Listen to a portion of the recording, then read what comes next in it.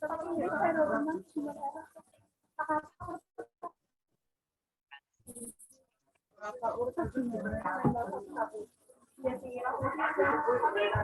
sebelumnya Assalamualaikum warahmatullahi wabarakatuh. Waalaikumsalam warahmatullahi wabarakatuh. Perkenalkan, nama saya Bunayani Data, nomor itu 4001 14004.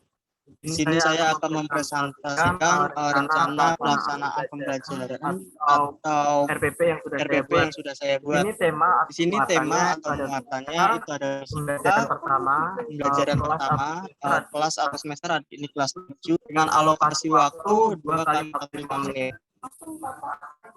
Untuk dari pembelajarannya, yang pertama itu menjelaskan terkait tentang tata surya, yang kedua menjelaskan akibat rotasi dan revolusi bumi dan bulan, dan yang terakhir itu menjelaskan surya, rotasi dan revolusi bumi, rotasi dan revolusi bulan, serta dampak bagi kehidupan bumi. Terus 4.11 menyajikan karya tentang dampak rotasi dan revolusi bulan bagi kehidupan bumi berdasarkan amatan atau penelusuran berbagi informasi. Untuk indikator pencapaian kompetensinya sendiri atau IPK-nya 3.11.1 menjelaskan beberapa lapisan matahari, 3.11.2 itu menyebutkan macam-macam planet dalam, 3.11.3 menyebutkan macam-macam planet luar, 3.11.4 menjelaskan pengertian gerhana, dan yang terakhir 3.11.8 itu untuk menyebutkan jenis-jenis gerhana. IPK selanjutnya itu 4.11.1 dan revolusi bumi dan bulan. Untuk materi pembelajarannya sendiri ada 3. Yang pertama sistem tata surya, kedua dampak atau akibat rotasi dan revolusi bumi serta bulan, yang ketiga menjelaskan terkait gerhana. Metode pembelajaran ini pendekatannya adalah scientific learning. Lalu metode pembelajaran itu ada 3 yang kita gunakan, drama dan tanya jawab. Dan model pembelajarannya ada Children Science atau CLS. Untuk kegiatan pembelajaran, kegiatan pendahuluan selama 10 menit, melakukan pembukaan dengan salam buka dan berdoa dan memulai pembelajaran, serta memeriksa kehadiran statistik sebagai sikap disiplin. Selanjutnya menjelaskan kompetensi dasar atau KD materi yang akan disampaikan, tujuan pembelajaran, manfaat pembelajaran pada materi sistem tata surya, dan teknik penilaian yang akan dilakukan.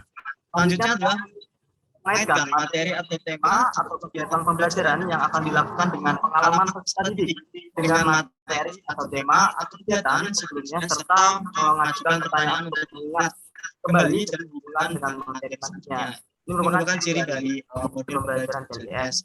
Nah, selanjutnya adalah kegiatan inti selama 60 menit itu ada eksplorasi, elaborasi, dan konfirmasi. Yang eksplorasi itu ada 4 poin. Yang pertama, guru bertanya jawab dengan siswa seputar pengertian tata surya, lalu melakukan demonstrasi tentang tata surya.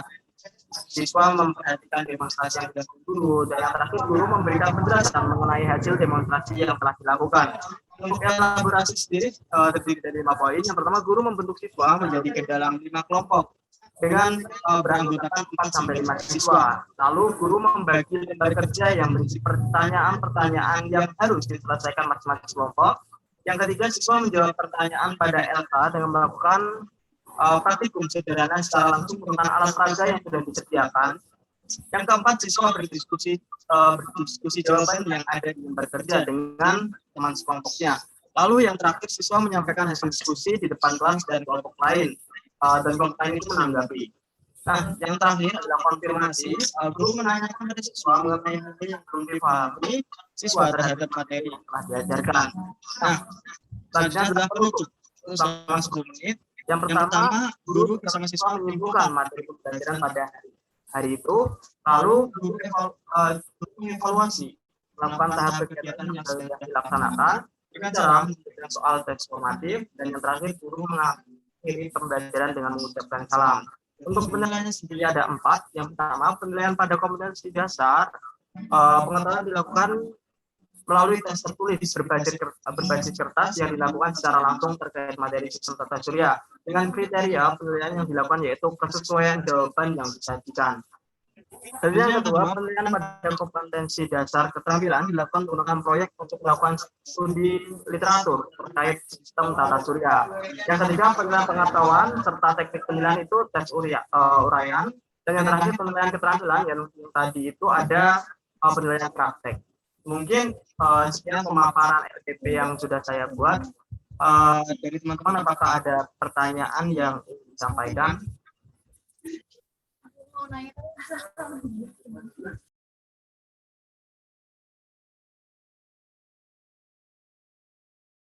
Karena belum ada, alangkah lebih baiknya kita melanjutkan ke center selanjutnya untuk mempersingkat waktu.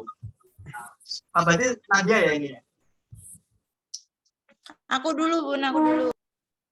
Oh ya, Rara dulu, apa Nadia dulu? Kira Rara. Ya, sebentar.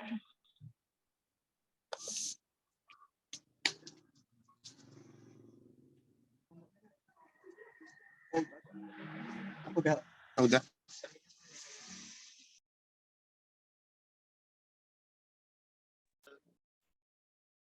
Halo, suaraku udah masuk belum?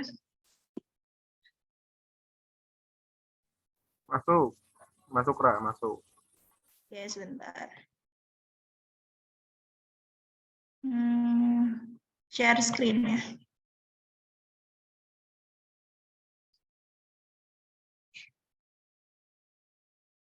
Udah kelihatan. Sudah. Ya, sebelumnya Assalamualaikum warahmatullahi wabarakatuh. Waalaikumsalam warahmatullahi wabarakatuh. Jadi di sini saya akan mempresentasikan RPP yang sudah saya buat. Yang pertama ada kompetensi inti. Ini untuk satuan pendidikan SMP atau MTS sederajat, mata pelajaran ilmu pengetahuan alam, kelas 8 semester 1, tahun pelajaran 2022-2023, materi pokoknya itu sistem pencernaan manusia dan alokasi waktunya itu 2 jam pelajaran kali 40 menit. Kompetensi intinya itu menghargai dan menghayati ajaran agama yang dianutnya, menghargai dan menghayati perilaku jujur, disiplin, santun, percaya diri, peduli, dan bertanggung jawab dalam berinteraksi secara efektif sesuai dengan perkembangan anak di lingkungan keluarga, sekolah, masyarakat, dan lingkungan alam sekitar, bangsa, negara, dan kawasan regional. Memahami dan menerapkan pengetahuan faktual, konseptual, prosedural, dan metakognitif pada tingkat teknis dan spesifik sederhana berdasarkan rasa ingin tahunya tentang ilmu pengetahuan, teknologi, seni, budaya dengan wawasan kemanusiaan, kebangsaan, dan kenegaraan terkait fenomena dan kejadian tampak mata. Yang keempat, menunjukkan keterampilan menalar, mengolah, dan menyaji secara kreatif, kritis, mandiri, kolaboratif, dan komunikatif dalam ranah konkret dan ranah abstrak sesuai dengan yang dipelajari di sekolah dan sumber lain yang sama dalam sudut pandang teori. Berikut adalah kompetensi dasar atau dan indikator pencapaian kompetensi. Bisa dibaca ya teman-teman.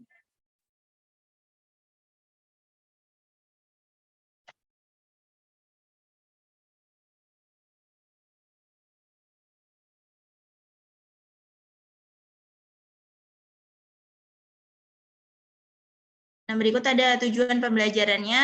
Yang pertama, melalui sumber literatur dan kajian pustaka, peserta didik dapat menganalisis berbagai bahan makanan dengan benar. Dan yang kedua, melalui kajian pustaka dan uji percobaan berkelompok, peserta didik dapat menelaah kandungan nutrisi pada makanan dengan tepat. Yang ketiga, melalui pengamatan video, peserta didik dapat menguraikan sistem pencernaan manusia dengan tepat. Yang keempat, melalui gambar dan kegiatan diskusi berkelompok, peserta didik dapat mengorganisasikan organ-organ utama dalam sistem pencernaan beserta fungsinya dengan benar. Dan yang kelima, melalui kegiatan diskusi berkelompok, peserta didik dapat menguraikan kelainan atau penyakit pada sistem pencernaan dengan benar. Nah, materi pembelajarannya itu sistem pencernaan pada manusia, ada zat makanan, uji bahan makanan, organ pencernaan, enzim pencernaan, dan penyakit yang berhubungan dengan sistem pencernaan. Berikut adalah metode, model, dan pendekatan pembelajaran yang saya gunakan. Yang pertama, metode diskusi, ceramah, uji percobaan, presentasi, dan tanya jawab. Modelnya itu, model pembelajarannya problem based learning, dan pendekatannya saintifik berbasis TPACK. Berikut adalah media, alat, dan sumber pembelajaran yang akan saya gunakan. Ada video pembelajaran YouTube, Google Classroom, LKPD uji protein pada makanan, WhatsApp Group, PowerPoint sistem pencernaan pada manusia, lab virtual Kemendikbud uji kandungan protein pada makanan. Adapun alatnya yaitu ada post-test untuk pertemuan pertama menggunakan Quizizz, ada laptop, smartphone LCD atau proyektor, dan alat tulis. Sumber pembelajaran itu ada buku Ilmu Pengetahuan Alam kelas 8 semester 1, yang ditulis oleh Zubaidah DKK 2018, dan ada video pembelajaran melalui YouTube. Nah, kemudian ada pengayaan dan remedial, di mana pengayaan itu materi pengayaan diberikan kepada peserta didik yang sudah melampaui KKM, diberikan sebanyak 1 kali dan tidak perlu dilakukan lagi penilaian. Kemudian untuk remedial diberikan kepada peserta didik yang belum memenuhi KKM apabila sebanyak 80% peserta didik tidak tuntas dalam tes tulis, maka dilakukan remedial teaching. Jika sebanyak kurang dari 20% tidak tuntas saat pembelajaran, maka akan dilakukan teknik pendampingan dengan memberikan materi kembali. Berikut adalah kegiatan pembelajaran pada pertemuan pertama, yaitu zat makanan dan uji bahan makanan, alokasi waktunya 2 jam pelajaran kali 40 menit. Nah, guru membuka kegiatan pembelajaran di kelas dengan mengucapkan salam pembuka sampai memberikan pertanyaan-pertanyaan, yaitu sebanyak 7 menit.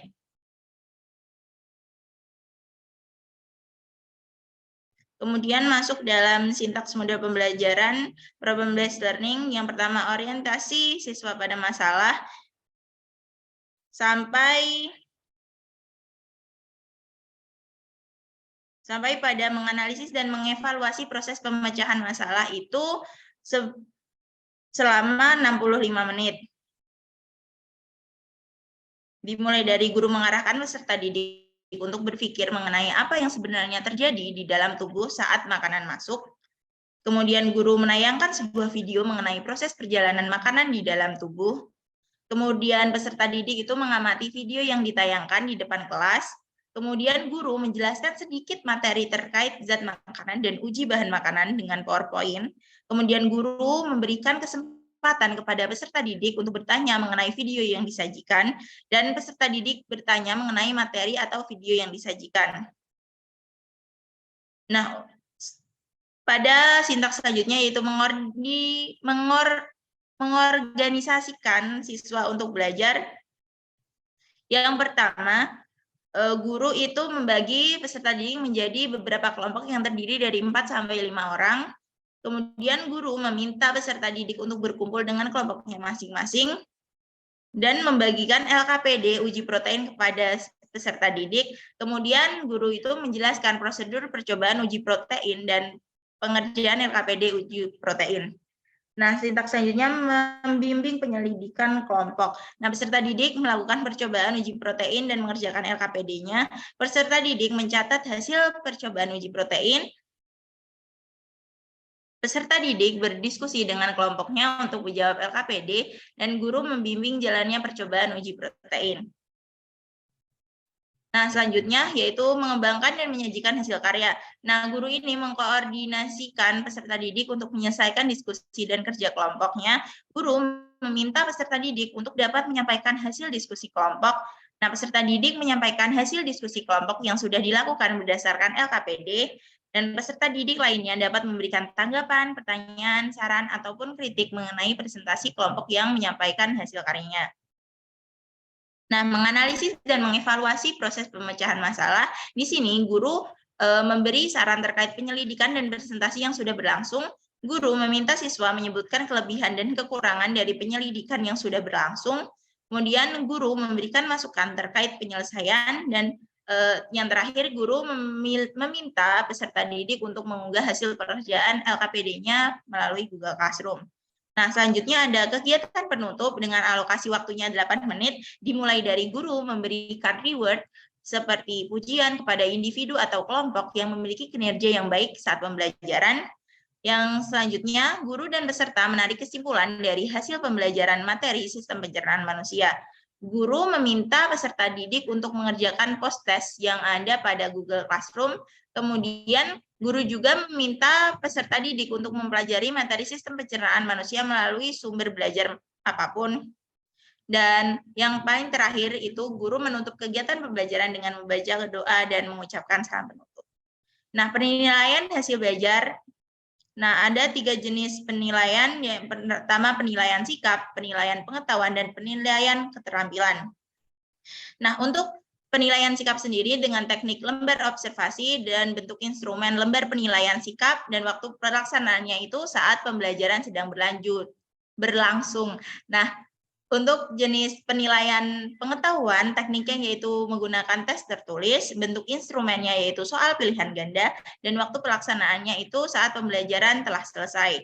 Untuk penilaian keterampilan, teknik yang digunakan yaitu unjuk kerja, bentuk instrumennya adalah rubrik penilaian, dan waktu pelaksanaannya itu saat pembelajaran berlangsung.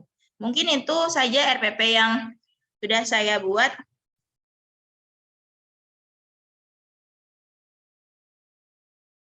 Mungkin dari teman-teman ada tanggapan dan saran. Mungkin kalau belum ada bisa lanjut ke presenter selanjutnya. Terima kasih. Wassalamualaikum warahmatullahi wabarakatuh.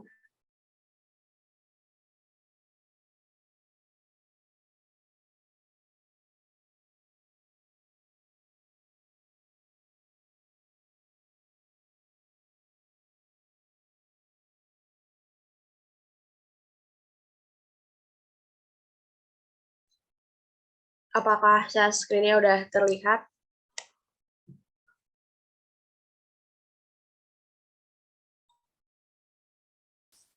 Udah terlihat ya share screen-nya?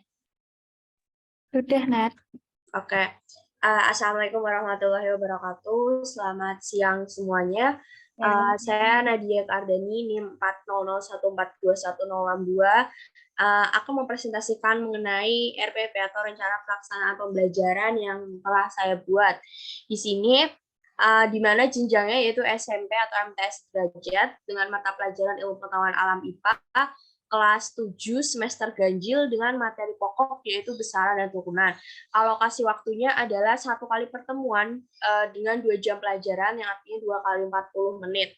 Di mana kompetensi inti yang diambil yaitu di kompetensi 3 yaitu memahami kompetensi inti 3 dan 4 di mana memahami dan menerapkan pengetahuan faktual, konseptual, dan prosedural berdasarkan rasa ingin tahunya tentang ilmu pengetahuan teknologi, seni, budaya, terkait fenomena dan kejadian yang tampak mata. Terus kompetensi inti yang keempat yaitu mengolah, menyaji, dan menalar dalam ranah konkret menggunakan mengurai, merangkai, memodifikasi, dan membuat, dan ranah abstrak seperti menulis, membaca, menghitung, menggambar, dan mengarang sesuai dengan yang dipelajari di sekolah dan sumber lain yang sama dalam sudut pandang atau teori. Berdasarkan kompetensi inti, lalu ada kompetensi dasar dan indikator pencapaian kompetensi, di mana di sini saya mengambil KD 3.1 dan KD 4.1. Di mana KD 3.1-nya ini yaitu menerapkan konsep pengukuran berbagai besaran dengan menggunakan satuan standar baku.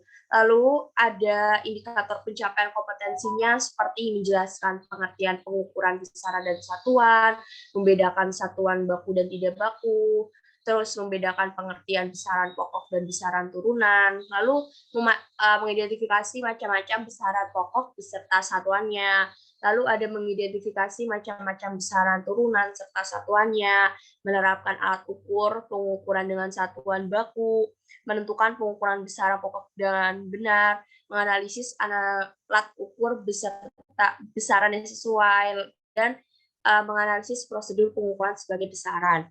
Lalu di KD 4.1-nya ini, yaitu menyajikan data hasil pengukuran dengan alat ukur yang sesuai pada diri sendiri, makhluk hidup lain, dan benda-benda di sekitar dengan menggunakan satuan baku dan satuan tidak baku. Dengan indikator pencapaiannya, yaitu yang pertama mengikuti cara pengukuran besaran dengan alat ukuran sesuai, lalu mendemonstrasikan pengukuran besaran dengan alat ukuran sesuai, dan menyajikan hasil pengukuran besaran.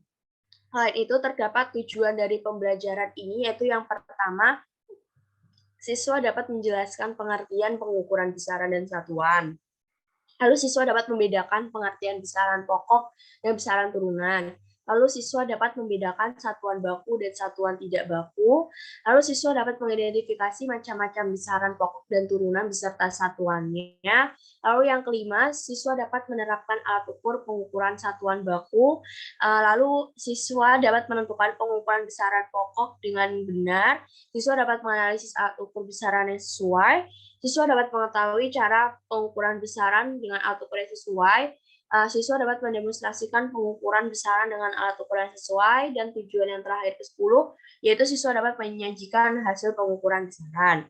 Di mana materi pembelajaran dalam pembelajaran kali ini, yaitu yang pertama ada pengukuran, sistem satuan, besaran pokok, besaran satuan, notasi ilmiah, lalu pengukuran besaran panjang seperti mistar, jangka sorong, mikrometer, lalu ada pengukuran besaran turunan seperti pengukuran luas, volume, kelajuan, lalu ada dimensi dan vektor juga.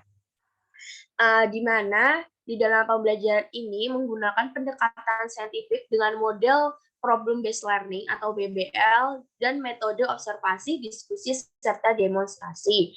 Media pembelajarannya yang digunakan itu yang pertama ada notebook atau buku, LCD proyektor, slide PowerPoint, dan LKPD, serta alat dan bahan untuk menunjang pembelajaran seperti mistar, meja, kertas berpetak, daun, dan bangun datar.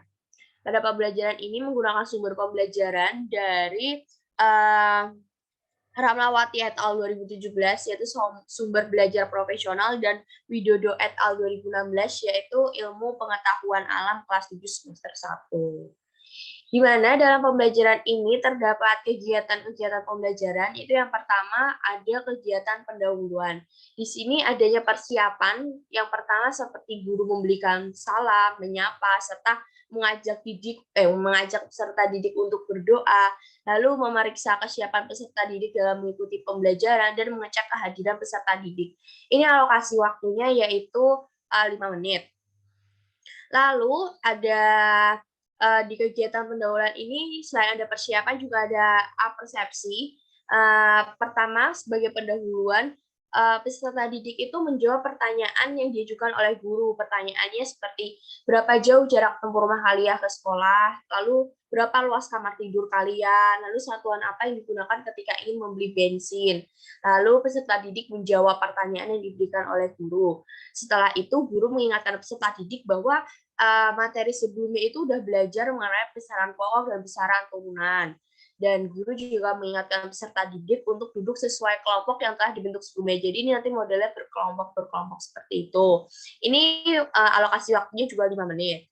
Lalu ada bagian motivasi, yaitu guru menyampaikan tujuan dan manfaat dari pembelajaran yang dihubungkan dengan upaya peserta didik dalam menggunakan alat ukur dalam kehidupan sehari-hari. Dan guru juga memberikan penggambaran ukuran bakteri untuk menimbulkan keagungan terhadap ciptaan Tuhan Yang Maha Esa.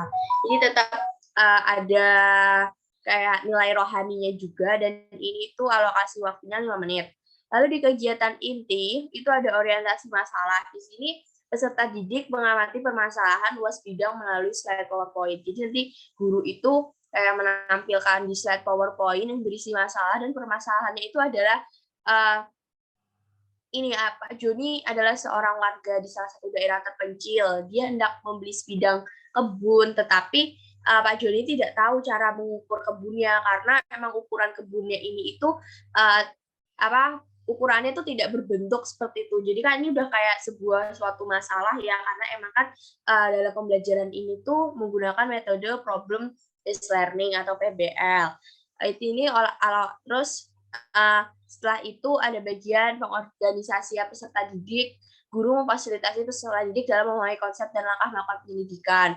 Lalu pelaksanaan investigasi. Di sini guru memberikan LKPD kepada peserta didik, dan peserta didik itu melakukan investigasi dan mendiskusikan hasil penyelidikannya dengan teman sekelompoknya. Lalu setelah itu ada pengembangan dan penyajian hasil. Di sini guru membimbing peserta didik untuk menentukan penyelesaian masalah yang terjadi pada tiap-tiap kelompok. Jadi guru itu memantau, guru itu walaupun itu masih tetap memantau dari masing-masing kelompoknya.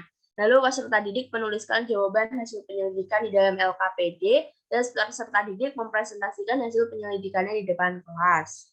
Lalu ada analisis dan evaluasi proses masalah. Di sini guru memfasilitasi peserta didik untuk melakukan refleksi terhadap proses penyelesaian masalah yang tentang menghitung luas permukaan tidak beraturan. Lalu terakhir ada penutup. Di sini peserta didik itu bersama guru menyimpulkan hasil pembelajaran. Lalu guru memberikan pengarahan, misalnya kayak ujian atau bentuk penghargaan lainnya relevan kepada kelompok yang emang dia bisa menyelesaikan permasalahan itu dengan baik. Lalu guru menyampaikan informasi materi pada pertemuan berikutnya. Dan ini alokasi waktunya 5 menit. Lalu ada sistem-sistem penilaian, seperti yang pertama teknik penilaiannya itu ada tes, non-tes, dan observasi. Lalu bentuk penilaiannya itu ada penilaian sikap, pengetahuan, dan keterampilan. Seperti kan ini kurikulum K13 ya, jadi kan di kurikulum K13 itu ada penilaian sikap, pengetahuan, dan keterampilan. Penilaian sikap ini diambil dari rasa ingin tahu, berpikir kritis, dan tanggung jawab saat berdiskusi kelompok. Lalu penilaian pengetahuan ini melalui lembar observasi atau lembar LKPD dengan memecahkan suatu masalah yang diberikan oleh guru yang berupa soal. Lalu penilaian keterampilan ini yaitu dalam melaksanakan kegiatan penyelidikan serta komunikasi saat presentasi melalui lembar observasi atau LKPD. Lalu di sini untuk kunci jawaban dan pedoman persekoran terlampir. Udah sekian presentasi RPP yang telah saya buat. Apabila teman-teman yang lain ada pertanyaan, saran, dan lain-lain dipersilakan.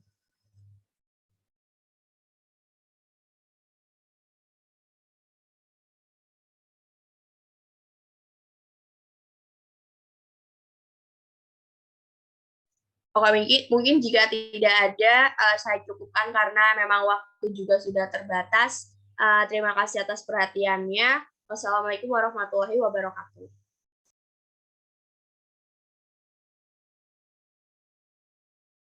Waalaikumsalam warahmatullahi wabarakatuh.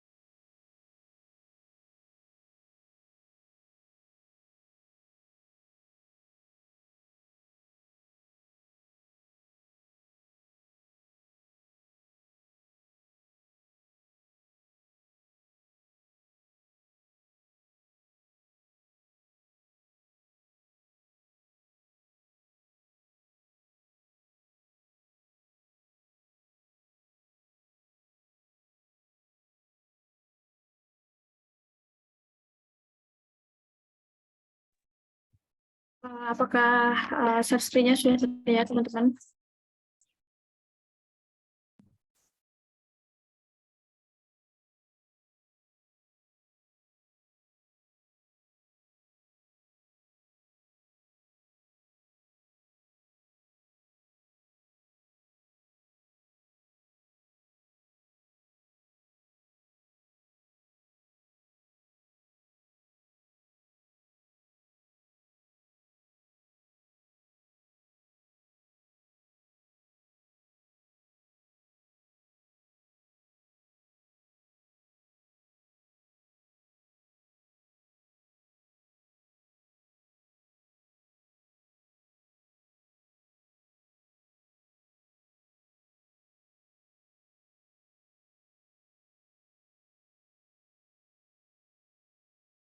Oke, langsung aku mulai aja. Bismillahirrahmanirrahim. Assalamualaikum warahmatullahi wabarakatuh. Selamat siang, teman-teman sekalian. Saya Abida Ivana Zara dengan NIM 400142194 akan memaparkan hasil rencana pelaksanaan pembelajaran atau RPP yang sudah saya buat.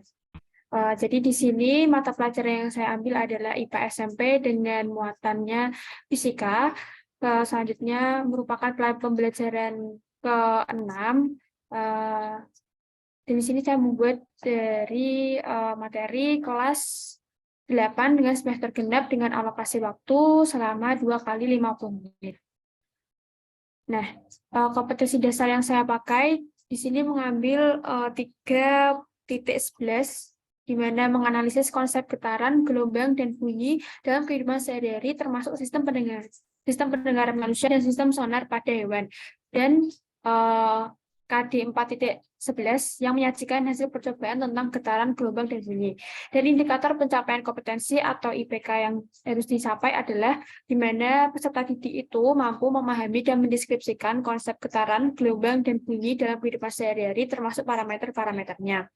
Dan di sini ada tujuan pembelajarannya yang di mana peserta didik diharapkan mampu mengamati gerak bolak-balik serta memahami konsep getaran, gelombang, dan bunyi termasuk parameter-parameternya dan mengkaitkannya dalam kehidupan sehari-hari. Selanjutnya, metode pembelajarannya di sini saya menggunakan pendekatan saintifik dengan metode diskusi, tanya jawab, dan eksperimen dengan model problem-based learning dan guided learning in science. Dan langkah-langkah pembelajarannya di sini ada beberapa kegiatan pembelajaran.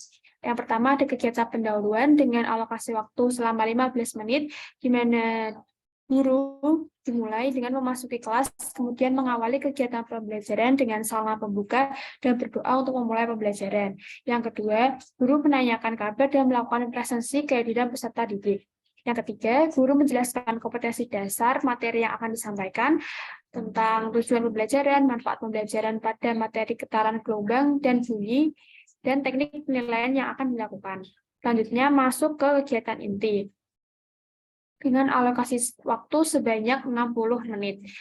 Yang kegiatan pertama ada orientasi materi atau bisa disebut dengan eksplorasi. Jadi di sini guru itu bakalan memberikan pertanyaan-pertanyaan umum mengenai getaran, gelombang, dan bunyi yang sering ditemui dalam kehidupan sehari-hari untuk memancing ketertarikan atau memancing proses berpikir kritis siswa dengan memberikan beberapa pertanyaan. Yang pertama itu pertanyaannya bisa dimulai dari pernahkah kalian atau peserta didik itu bermain gitar? Terus kayak bagaimana gerakan senar pada sinar tersebut? Terus ataukah pernah bermain lompat tali atau bagaimana pergerakan lompat tali itu? Nah, pertanyaan-pertanyaan itu termasuk dalam teori konstruktivisme ya teman-teman, karena bisa menarik keterkaitan dari siswa itu sendiri. Yang selanjutnya, kedua itu guru membagikan materi bahan ajar LKPD dan guru memaparkan materi getaran, gelombang, dan bunyi singkat menggunakan PPT dan dikuatkan dengan contoh yang diberikan lewat penayangan video pembelajaran. Itu bisa dari video YouTube seperti itu. Dan penayangan video tersebut merupakan penerapan dari teori sibernetik. Yang ketiga, kemudian guru memperagakan konsep getaran melalui alat peraga berupa bandul sederhana atau bandul ayunan matematis itu. Masuk kegiatan kedua, yaitu guru mengorganisasi peserta didik dalam kelompok untuk memecahkan masalah bersama atau masuk dalam kegiatan elaborasi, di mana yang pertama, guru membagi peserta didik ke dalam 5 kelompok, lalu menginstruksikan peserta didik untuk duduk bersama sesuai dengan kelompoknya masing-masing, lalu melakukan diskusi. Nah, selanjutnya, guru meminta masing-masing kelompok untuk melakukan percobaan untuk menghitung frekuensi sebuah ayunan bandul sederhana dengan 3 variasi panjang tali yang berbeda. Yang ketiga, guru memberikan pertanyaan atau masalah terkait peragaan yang dilakukan. Kemudian peserta didik menjawab, memecahkan, dan menganalisis pertanyaan atau masalah tersebut oleh peserta didik sendiri di setiap kelompoknya, atau termasuk dari ini merupakan penerapan dari model yang saya gunakan tadi, yaitu model problem-based learning. Dengan permasalahan yang pertama, yaitu pertanyaan pertama bisa dimulai dengan pada saat gaya tarik kamu lepaskan, apakah bandul bergerak bolak-balik? Yang kedua, apakah gerakan bandul tersebut melalui titik seimbang? Yang ketiga, bagaimanakah gerakan bandul jika telah melewati titik seimbang? Dan yang pertanyaan terakhir, bagaimana hubungan antara nilai frekuensi atau T dan frekuensi maksudnya F di sini dan periode T dengan variasi panjang tali yang digunakan. Yang selanjutnya, peserta didik bakal melakukan percobaan sendiri dengan kelompoknya itu melalui alat peraga berupa ayunan bandul sederhana tadi, dan lalu saling berdiskusi dan membuat kesimpulan dari hasil analisisnya selama 15 menit. Nah, ini merupakan penerapan dari model Jadon Learning in Science karena mereka itu melakukan eksperimen sendiri. Seperti itu. Yang selanjutnya, guru meminta salah satu perwakilan kelompok untuk menyampaikan hasil diskusinya. Dan masuk ke kegiatan terakhir, yaitu kegiatan penutup dengan alokasi waktu sebanyak 25 menit. Di sini, guru menyampaikan kesimpulan serta ulasan dari materi yang diajarkan. Dan kedua, guru mempersilahkan kepada peserta didik untuk bertanya jika ada materi yang belum dipahami oleh peserta didik atau diskusi bersama, seperti tanya jawab langsung kepada gurunya. Dan yang terakhir, guru menutup pembelajaran dengan salam penutup. Kemudian untuk kriteria penilaian sini, saya ada 3 kriteria penilaian yang harus dinilai. Yang pertama, ada penilaian pada sikap yang dilakukan saat pembelajaran sedang berlangsung dan dipantau langsung oleh gurunya. Yang kedua, ada penilaian pada kompetensi dasar pengetahuan yang dilakukan melalui tes tertulis berbasis kertas yang dilakukan secara langsung terkait materi, getaran, gelombang, dan bunyi. Dengan kriteria penilaian yang dilakukan yaitu adanya kesesuaian jawaban yang telah disajikan. Dan penilaian terakhir ada penilaian pada kompetensi dasar keterampilan yang dilakukan pada saat peserta didik itu melakukan percobaan dengan ayunan bandul sederhana tadi. Dengan kriteria penilaian, kontribusi dalam melakukan percobaan atau eksperimen, dan kontribusi dalam berdiskusi. Itu aja RPP yang sudah saya buat. Apakah ada tanggapan, pertanyaan, dan saran dari teman-teman? Dipersilakan.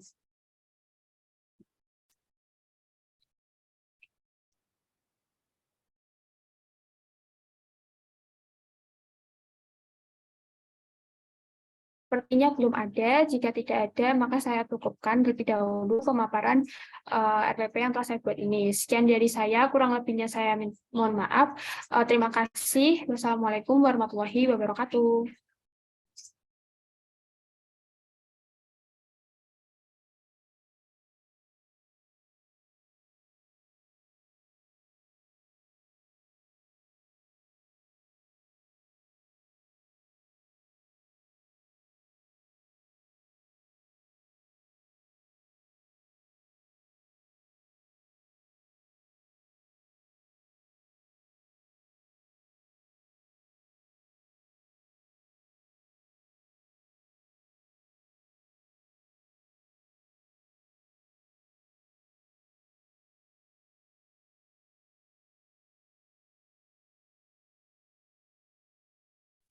Oke, izin masuk.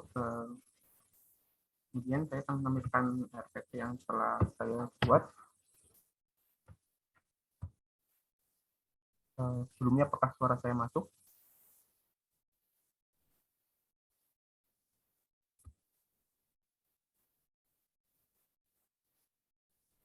Apakah suara saya masuk?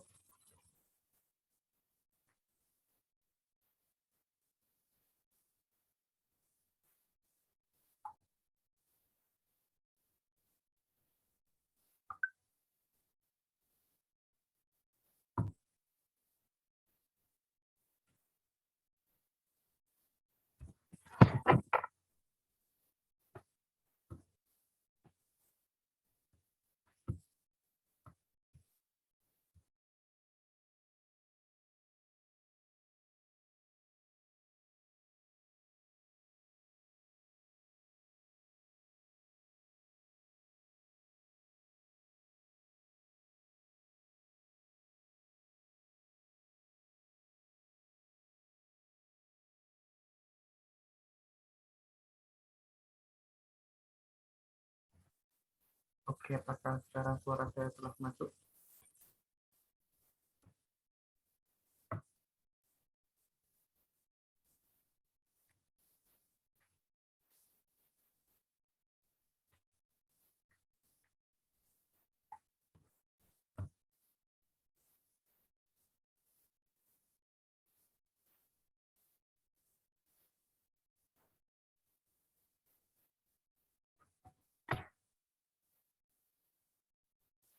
Apakah suara saya telah masuk?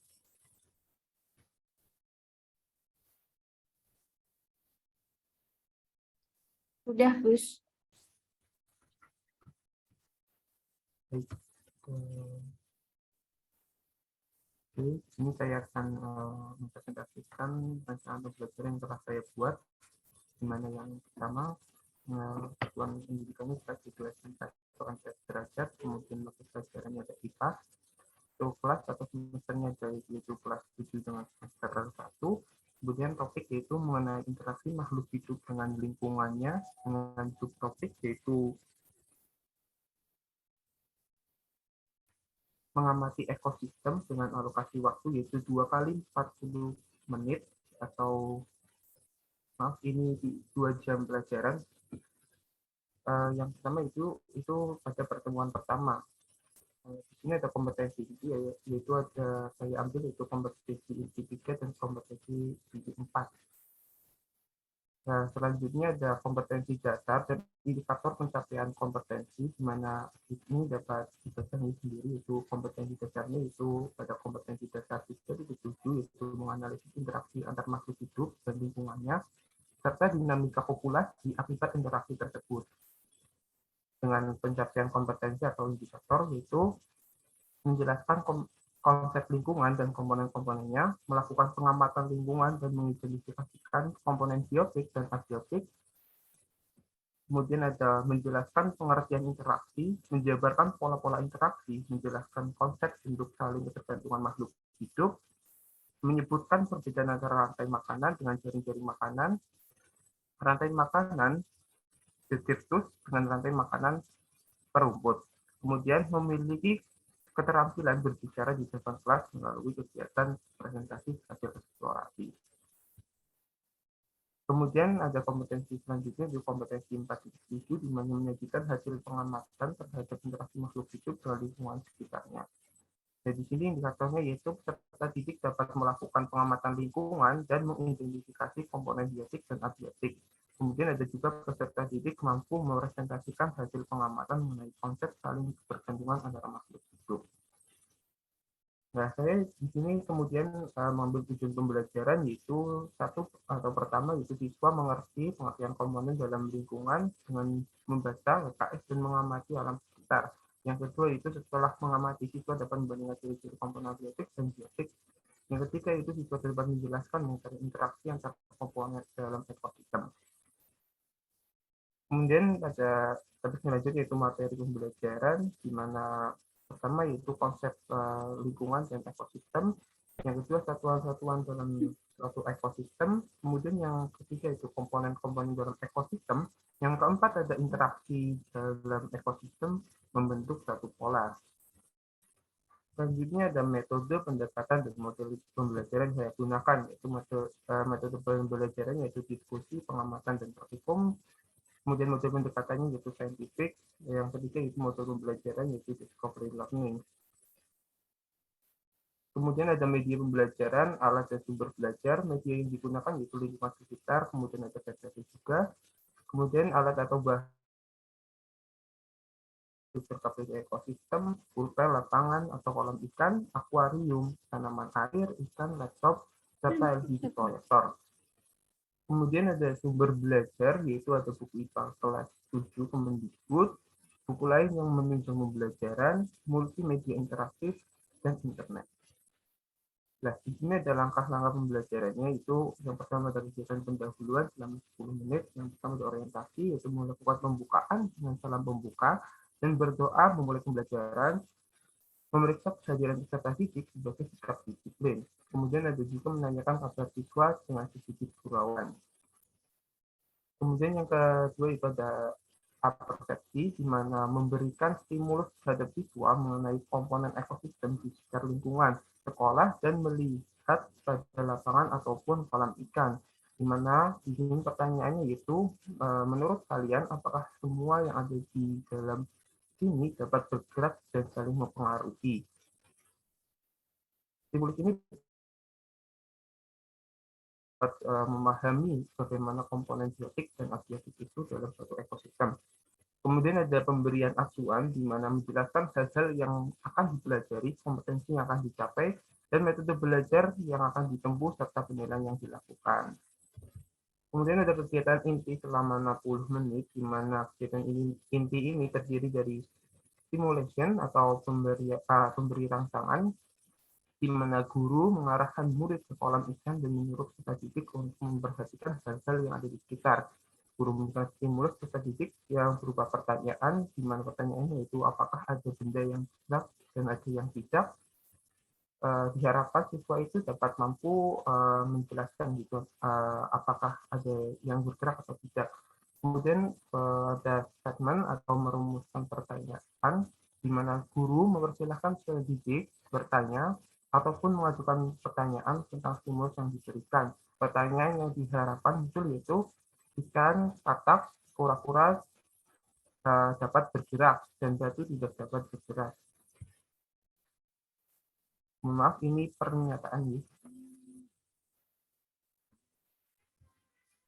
Kemudian ada data collection atau pengumpulan data. Peserta didik kembali ke kelas dan membuat kelompok 3-4 orang per kelompok. Guru membagikan LKPD ekosistem pada masing-masing siswa dan meminta untuk mendiskusikan jawaban pada LKPD dan melakukan eksperimen untuk memperoleh jawaban menjawab LKPD didampingi oleh guru. Peserta didik memulai eksperimen membuat aquascape dan mereka diharapkan mencari contoh seperti cara membuat aquascape di internet ataupun di YouTube. Kemudian yang selanjutnya adalah data processing atau pengolahan data, di mana peserta didik memulai membahas dan berdiskusi dalam kelompok untuk menjawab pertanyaan dan permasalahan di LKPD.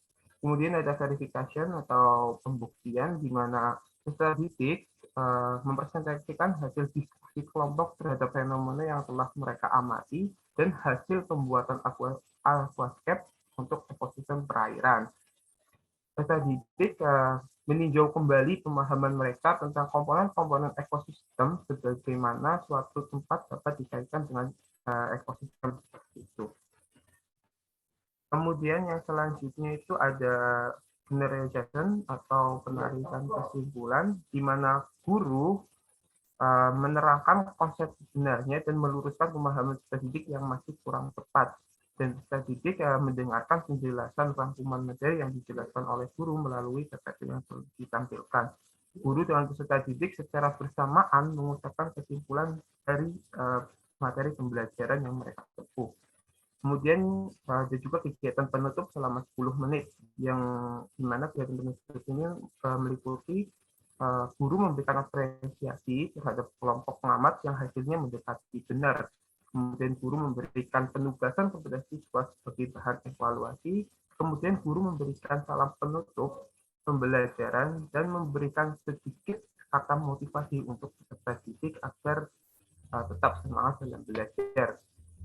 Kemudian yang terakhir ada penilaian hasil pembelajaran, di mana penilaian hasil pembelajaran ini dilakukan dengan 3 cara, yaitu satu yaitu penilaian sikap dengan metode yaitu bagaimana siswa itu mengajukan pertanyaan, menjawab pertanyaan, serta memberi solusi.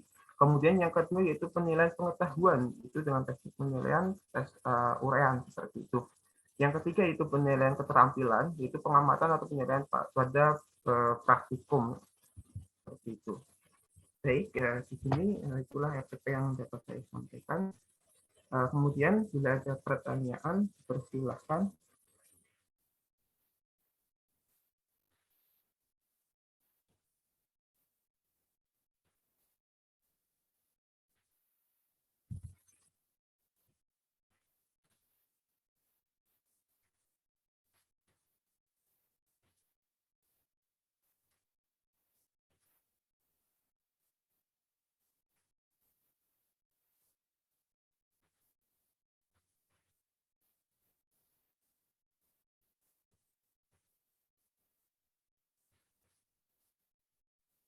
Oke, mungkin belum ada, saya cukupkan.